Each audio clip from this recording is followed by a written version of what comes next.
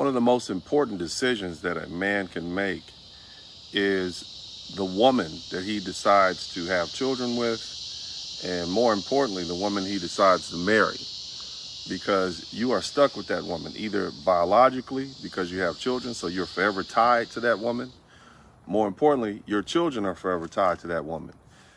If you marry a woman, that means she is financially and tied into your business. And more importantly, as far as the social dynamic, she's a reflection on you. And let me just speak plainly to you, gentlemen. I know many a high value man that messed around with a hood rat and was undermined from there on. I know many men who wanted to be high value men who are on their ways socially, educationally, economically, to reaching a higher status in a different class, and they messed around and involved themselves with a low class woman, and it took them on a dismal spiral down. The people in their society, people in their community, in their peer group began to look at them like you're a poor decision maker, and they were ostracized because people who are of a higher class, who carry themselves with dignity, don't want to see your hood rat wife or baby mama twerking at the formal event. More importantly, that reflects on you. Here's the thing, guys. We've been talking about attaining wealth. We've been talking about social status. We've been talking about being the best man you can be. This is what we've been talking about on my page. What's the point of working and striving to exceed, to achieve the success and the status that you want, and then you blow it all because you have some out of control woman who can't take direction, who does not know how to conduct herself in a dignified manner on your arm. And then that makes you look like trash. It makes you look like a poor decision maker. And what about your children? Now you've bred with this woman, you've had offspring with this woman, and she is in charge, and she is going to influence their socialization. So now you went from being a high value man to having a wife who is quite possibly a degenerate, and she's instilling these degenerate values in your children. More importantly, or should I say in addition to that, her family, more likely than not, is going to influence your children. And so you have another whole generation of degenerates. Where's the upliftment in that? Will we respect Dr. Martin Luther King if he was married to a sexy red type? No, we wouldn't. We would look at him like he was trash and made poor decisions. That's why we respect Dr. Martin Luther King, because he had the sense enough to have on his arm a Coretta Scott King. Same thing with the good brother Malcolm X. Brother Malcolm decided to involve himself with Betty Shabazz, an educated woman. Matter of fact, as I recall, she was a highly educated woman. Same thing with Coretta Scott King. And whether you like these sororities or not, Coretta Scott King was a member of the Alpha Kappa Alpha sorority, and Betty Shabazz was a member of Delta Sigma Theta sorority. And they do a good way, at least they used to, they do a good job at weeding out the hood rats, at least officially. You can't control people once they get into your organizations, but the bottom line is they were selected for class, especially way back then in the 40s, 50s, and 60s. They did a very good job of trying to weed out the low-life women, the streetwalker women, from the classy women. Because at the end of the day, a dignified, high-value man needs a classy woman on his arm. Now, if you are the type of dude that, you fall for a pretty face, this is not your conversation. I'm trying to get you fellas to get yourself a Jacqueline Onassis Kennedy. These are the type of women I want you to have, not the Marilyn Monroe, okay? These are the type of women that you need to have on your arm if you expect to walk and intermingle in certain circles. Let's say, for instance, instead of me choosing the woman that I have who,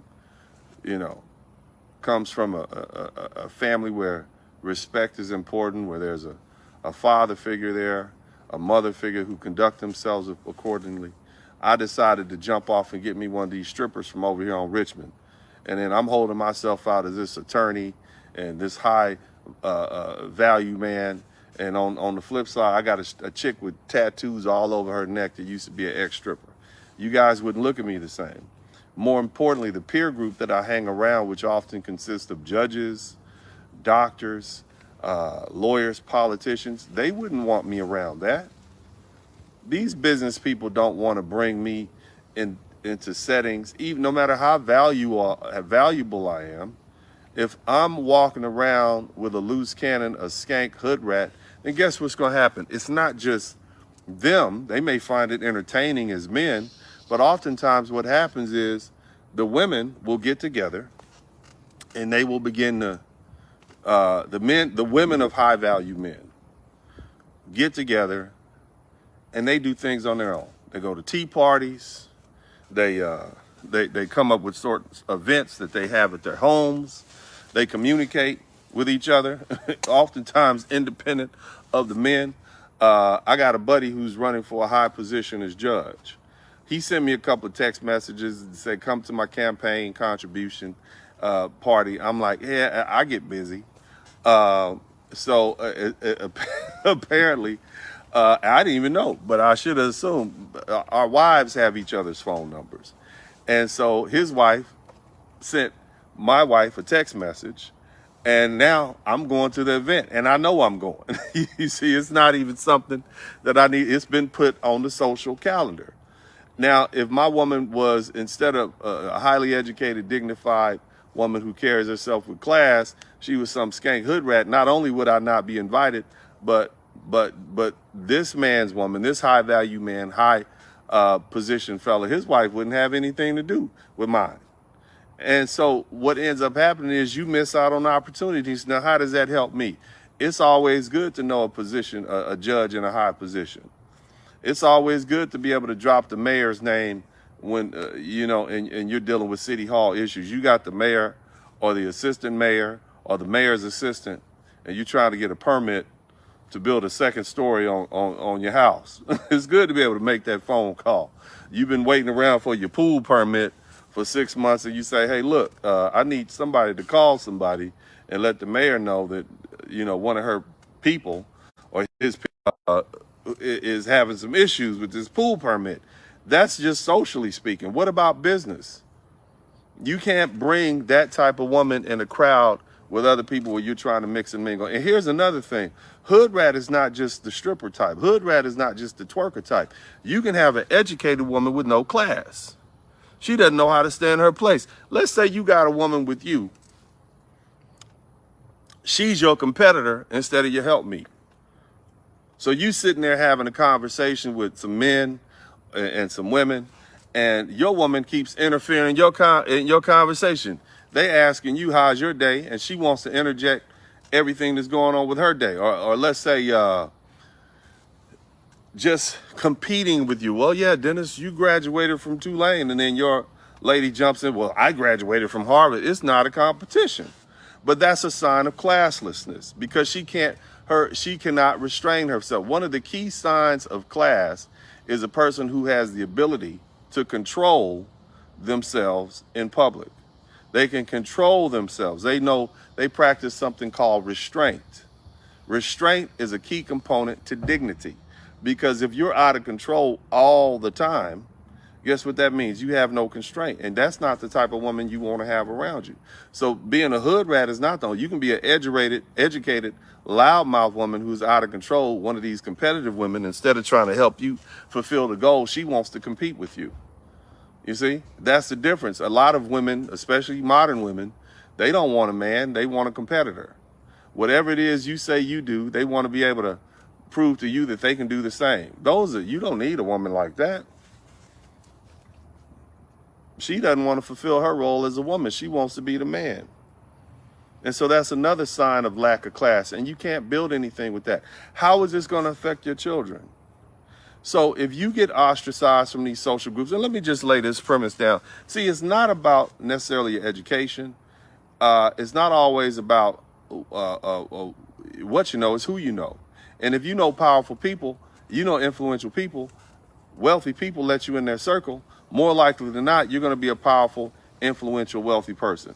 But if you get ostracized from that group and you're stuck with hanging out with hood rats and knuckleheads, you're going to end up with the hood rats and knuckleheads, and your children are going to end up hanging out with the hood rat and knuckleheads' children, or the children of the hood rats and knuckleheads. That's how that works. You are who you hang around. If you see yourself surrounded by 9 millionaires, more likely than not, you're going to be the 10th one. If you see yourself you're around 9 low-life, scumbag degenerates, you're the 10th. That's typically how that works. So you want to watch your social circles, and you don't want to do anything to get you pushed out of the social circles. Now, there are a lot of people who will say, well, blah, blah, blah, you should marry for love. You should be in relationships for love. Marriage is not about love. Marriage is a business just like any other business contract. It's about fidelity, support, and assistance, and you get married because you want to have children. If you need company, get a dog. You understand what I'm saying? If you want somebody to love you, get you a dog. You understand? If you want somebody to help you raise children who are going to have a legacy, a woman who's going to help you maintain a legacy, get you a good, solid wife, a woman of your class level. See, marrying up and marrying down. In the black community, oftentimes the class is mixed.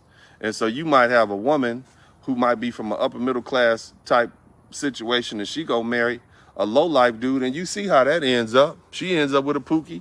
The children are Pookies. She's doing her best. And vice versa. You're a man, you end up thinking you can use your master hand, your king's hand, your master grip, and reach down there and reform some hood rat and turn this 304 into a housewife, and all you end up with is just a 304 in your house. And if you get back to your roots and your classy roots and your dignity and whatnot, at some point you realize it doesn't work. So now what? You've just wasted time. You paying child support, alimony, you got resources going to other places, you're back to being a bachelor again. And a lot of times people who have wealth and money, if you're a bachelor, they really don't want you around because they have women. And you can't keep bringing around this woman and that woman, all these different women all the time, because the women are going to say, well, he's just a player. And we don't want our husbands around it. So you got the wealthiest of the wealth who's saying, nah, you can't hang in our social circles. We don't want to in them. You might go to the schools with them. You might have money, but they don't want to be around you. And see, here's the crazy part about it. The athletes, the entertainers, a lot of these folks who are in that business, they have money. But you still don't want to hang around them because they're oftentimes classless. Now, there are some exceptions. You have your Debbie Allens and some of those folks from those families who come from families of people who happen to be in theater and whatnot. That's a little bit different than being some person who, sings about booty clapping on the internet. Can you imagine some of these past people, Coretta Scott King hanging out with Cardi B? Or Meg the Stallion.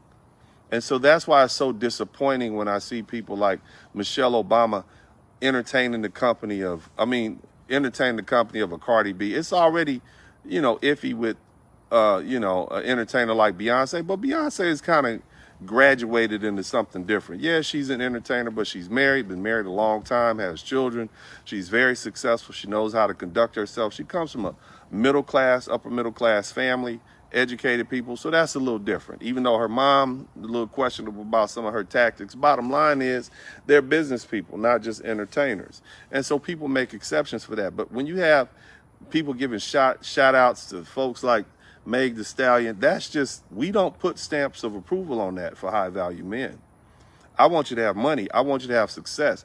And I don't want you to do anything that's going to make any decisions that's going to interfere with your money-making endeavors, with your political rise, with your social rise.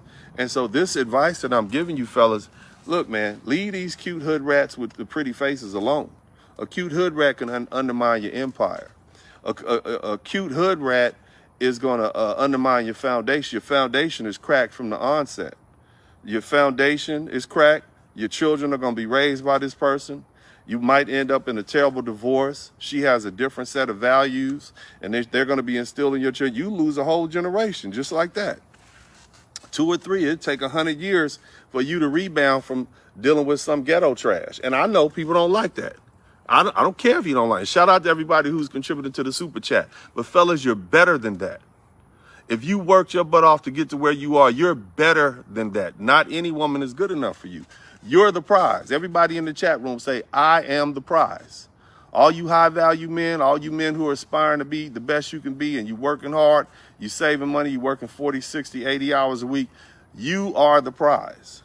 Money is not that easy to come by. Money does not grow on trees like these ones you've seen behind me. And if you have figured out a way to pull down income in this society, if you figured out a way to start getting a stream of money, then the last thing you want to do is undermine your natural rise by picking up the dead weight of a low-life degenerate woman. And look, again, in the black community, everybody's supposed to be down. We're supposed to keep it 100, right?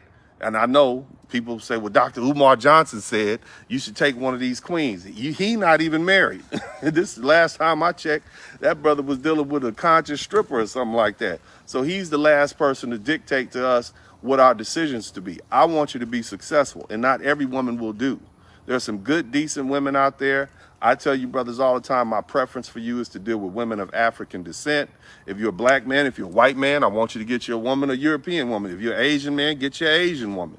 And I say that across the board. But bottom line is, don't think that you can pull any one of these low-life scoundboogers with breast and a vagina into your social circle and think other people are going to accept it. They're not. You have to begin to delineate and separate yourself from the lowlifes. And that's the only way we're going to be able to pull the black community up out the trash heap and that it's found itself in. All right. Shout out to everybody who came through, man. Y'all make sure y'all hit the #1 button, hit the subscribe button. I don't care what you think. I'm going to tell you what's in your best interest. I'm Uncle D for a reason. I'm still family. I want to see you do well. I want to see you ball. I don't want to see you do anything that's going to undermine your success and your rise. And the most important decision you can make is the type of woman you decide to impregnate and the type of woman you decide to put on your arm. Nevertheless, this is Uncle D. I love y'all with all my heart. I'm out.